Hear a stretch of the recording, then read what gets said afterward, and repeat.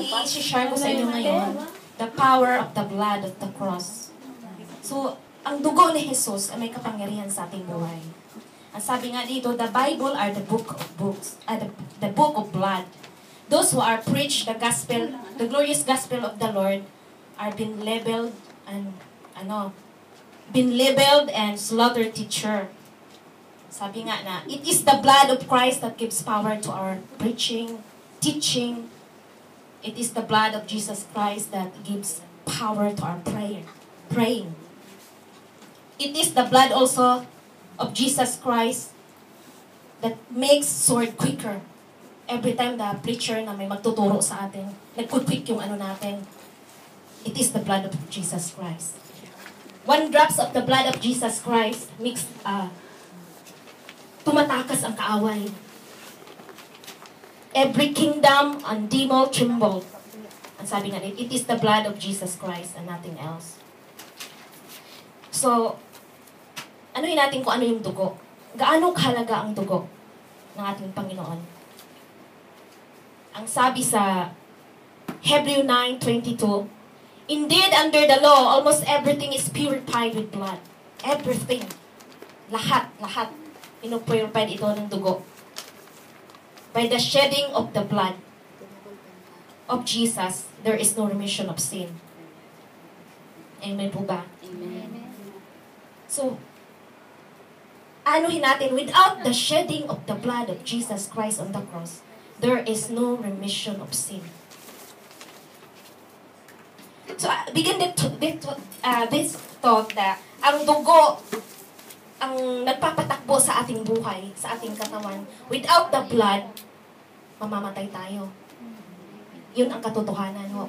Ang dugo na siyang nagpupunta dito sa atin, nagsisirculate sa ating katawan, papunta sa ating brain, nagpapamdid dito sa ating puso, naglilinis ng ating kidney.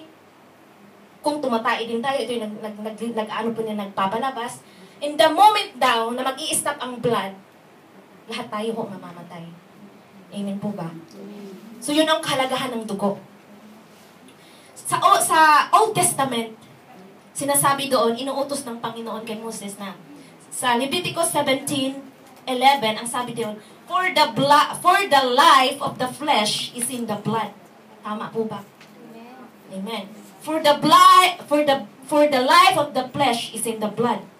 And I have given to you upon the altar to make atonement of your souls. For it is the blood that makes atonement. Yun ho ang sabi ng law. Sa verse 14, ang sabi dito, for the life of every creature is in the blood. Sinundan din, for the life of every creature. 3 beses ho sinabi dito sa Leviticus. So, na ang buhay daw ng isang tao ay naaayon ho sa dugo. Amen po ba? So, noong una, si Cain, ay kapag tinaas natin yung communion cup natin sa Panginoon ho, alam ho natin ito ay isang relasyon. Amen po ba? Every time na tinataas natin ito, na hindi natin ito pinahahalagahan, ang sabi ng Panginoon, the wrath of the Lord will face against you. Yun ang sabi ng Biblia. Kaya pahalagahan mo natin kasi yung dugo ng Panginoon isang relasyon. Amen po ba? So, ang sabi doon, sa unang panahon, nung hindi pa na-reveal si Jesus, ang dugo ay pinanglilinis mo ng lahat. Lahat-lahat ng kanilang alay para sa ikakaano ng kasalanan. Amen. So, nung dumating si Jesus, nung napako siya sa krus, nung tumulo ang kanyang dugo sa lupa, alang sa ating kasalanan, lahat po yun nawala na. So kapag lumapit tayo sa Panginoon, mayroon na tayong, sabi nga sa New Testament, sprinkle us, O Lord, with your blood so that we have confidence to come into the throne of mercy. Noong nagkasala si Adan at si Eva, nagkaroon ho ng virus infection ang ating dugo. Amen? Hanggang sa na-redeem tayo ni Jesus, nagkaroon ho ito ng healing. Kaya ho may healing ho. Noong every time na iinumin natin yung communion cup, mayroon hong kapangyarihan nagpapagaling. Kasi hindi natin malalaman sa medical science pa na-detect na may cancer tayo. Yung iba may cancer, may ito, mayroon kang ganito. Pero nung isinilang tayo sa mundo, meron na talaga tayo. But every time we drink that cup of communion, I believe that there is a healing. Amen. So unang-una ho, ano-ano ho mga benefits ng dugo ni Jesus? Mercy. Mercy. Number 1 is mercy. Si Cain ay pinatay niya si Abel dahil nagsiselo siya. Yung sinabi ng Panginoon, Cain, ang dugo ay sumisigaw. Vengeance, vengeance, vengeance. Sabi ng Panginoon. Pero nung namatay si Jesus sa krus ng Kabalyo, bago pa siya nalagutan ng hininga, ang sabi niya, nung tumulo ang dugo ni Jesus doon sa lupa, ang sabi ng patak, mercy, mercy, mercy. So noon ho na hindi pa na-reveal si Jesus, ang sabi ho ng vengeance, vengeance. Pero nung si Jesus ho, mercy, mercy. Yun ho ang benefits natin, tayong mga believer, naniniwala sa Panginoon. Number 2 is healing. Sa Isaiah ho, in the book of Isaiah ho, dahil sa kanyang mga latay tayo ay gumaling. Natanong ho ba natin sa ating sarili, bakit naman sa kanyang mga latay tayo gumaling? Natanong ho ba natin? Ako natanong ko yun. Bakit, paano? Pero dahil nga naniniwala ko, hindi ko na sinisiyasan. Pero dito ko nalaman, dahil sa kanyang mga latay, tayong doon gumaling. 39 lashes ho. 39 lashes ho. Hindi nyo ba naririnig yung pag-ano? Shh! Shh! 39 ho. Hindi lang ho dyan nagtatapos. Every time na lumapat ang latigo sa katawan ni Jesus, shh! Nararamdaman nyo ba ang tumutulog na parang posit na dugo? Parang posit ho na dugo na tumulo dun sa lupa.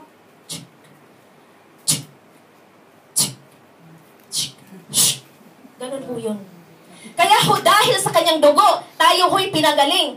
Hindi ho sa salitang, ito ho ang salitang dahil sa kanyang mga latay tayo gumaling. Sa paanong paraan na gumaling? Dahil ho sa kanyang dugo. Sabi ho ng Hebrew 9:11, sabi ho 22, without the shedding blood of the cross, there is no remission of sin. Amen. Number 3, deliverance from the power of Satan, darkness. Nagkakaroon ho tayo ng deliverance. Number 4 po, victory. Nagkakaroon tayo ng victory sa dugo ni Jesus. Ang sabi ng Revelation 12:11, sila ay nagtagumpay laban sa diablo sa pamamagitan ng dugo ng kordero. Amen. Amen. So we are the victorious child of God. Kaya sinasabi natin, kaya lagi natin ano ang dugo ni Jesus. Sila ay nagtagumpay laban sa diablo dahil sa pamamagitan ng dugo ng kordero. Amen. There is anointing of the prayer. Number 5 po. Jesus prayed on the Mount of Olives. Bago pa siya nung gabi na yun, nadukutin siya ng mga sundalo. Siya ho ay nalalangin ng taimtim sa Panginoon. Siya ay nanalangin at ang kanyang pawis ay naging dugo. There is anointing of prayer. Pag tayo na nalalangin at isisik natin ang Panginoon ng taimtim, there is the power. Amen?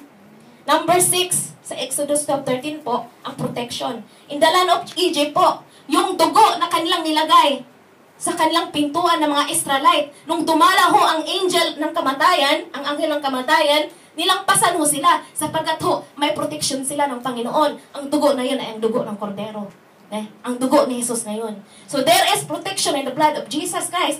But if you don't have the blood of Christ, then sorry, ang demonyo ay makakapasok in your goodness, in your morality, in your respectability. How ay makakapasok kayo? Dapat ho tayong magpapabalot sa badal na dugo ni Jesus. Amen. So number 7, unity. It is the blood of Christ that we have unity here. Sa ibang mga churches, it is the blood. Sabi ho ng 1 John 1:7, ngunit kung namumuhay tayo sa liwanag, kung paanong siya'y nasa liwanag din, tayo'y nagkakaisa at nililinis ng dugo ni Jesus. Ano ho yun? Nililinis ng dugo ni Jesus.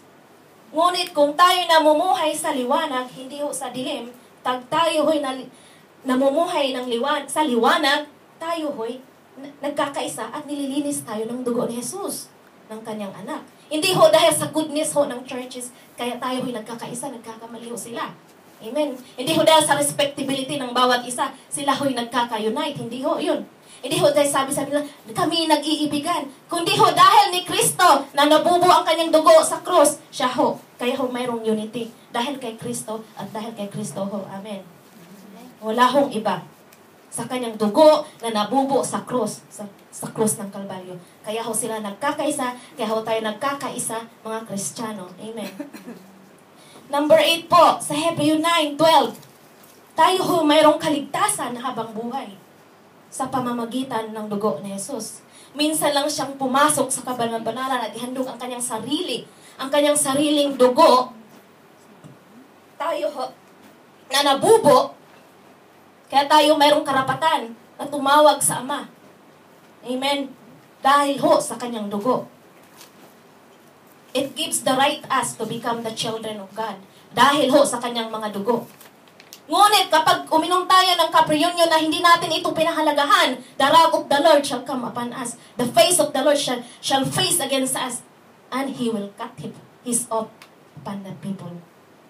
Kaya wag niyong gagawin kung hindi kayo nararapat yung ano niyo. Dapat i-examine, sabi nga ni Pablo, kaya maraming nagkakasakit sa inyo. Kasi hindi nyo pinahalagaan ito, maraming nagkakasakit sa inyo at ang iba'y natutulog. Ano natutulog? Natutulog ho sa namamatay. Nagkakasakit. Anong ginagawa ng ibang mga sekta? Sila'y umiinom, kumakain ng ano bang sabi nila, yung tinapay daw. Na hindi nila alam kung anong ito. Kaya marami ang nagkakasakit at namamatay. Yan ang katotohanan. Sabi nga, hindi tayo pwedeng mag-ano sa katotohanan. Amen. Kaya pahalagahan natin ang dugo ni Jesus. Amen. So, how to go to the cross? Na ano ho na yan ni Pastora Joanne, ni Pastora Elna, at kanina din ho ni Sister Grace, Sister Faith. How to go to the cross? Take up your cross and follow me. Paano? Love the Lord your God with all your heart, with all your soul, with all your mind. Surrender your will to the Lord. Yan ang naano ni ano. Trust in the Lord with all your heart. Unahin ang Panginoon higit sa lahat. Amen. Amen. Tayo'y alam na ho natin yung lahat. Ito yung mga paalala lamang.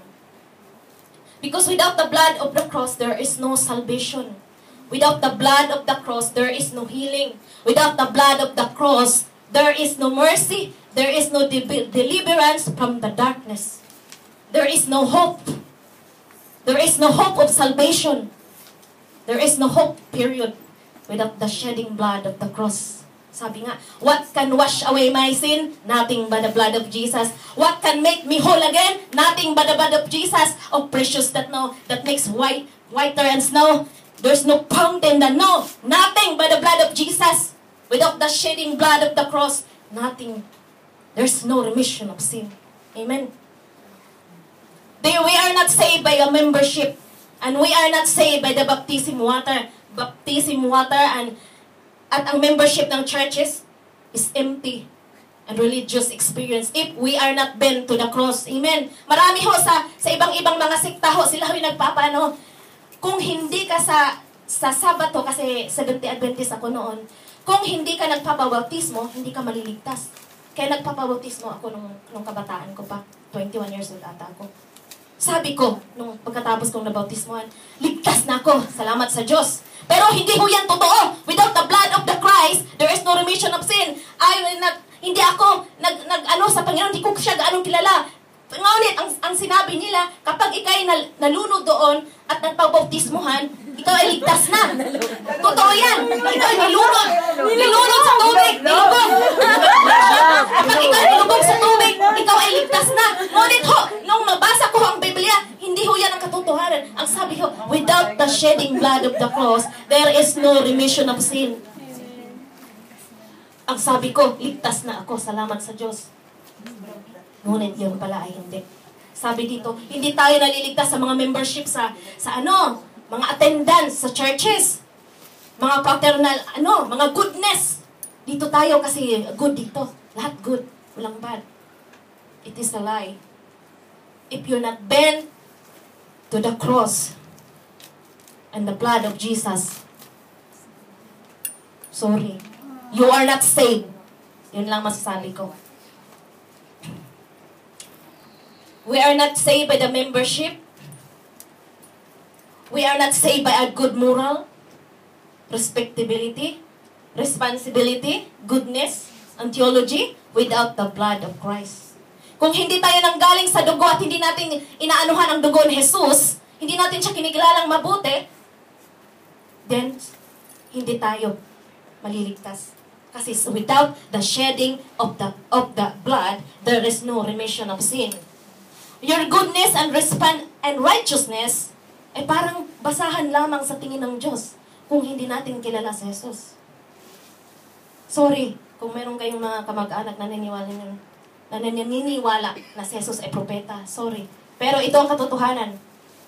Kung hindi sila galing doon, kung hindi nila kilala ang Panginoong Jesus at hindi nila ina-acknowledge ang dugo ni Jesus, para lamang silang mga basahan sa harapan ng Panginoon. God careless your goodness if you are not bent to the cross. If you reject the blood, sabi nga, kung i-reject daw nila ang dugo ni Jesus, then the wrath of God will abide them. Amen. Pero tayo ho na naniniwala sa Panginoon at umaasa na kahantay ho sa kanyang pagdating, tiyak ho na magkakaroon tayo ng buhay na walang hanggan. Amen po ba? So dyan lang po ako magtatapos. Salamat ho. May 2 minutes, 3 minutes. Ayaw ka muna. Puso mo kasi na.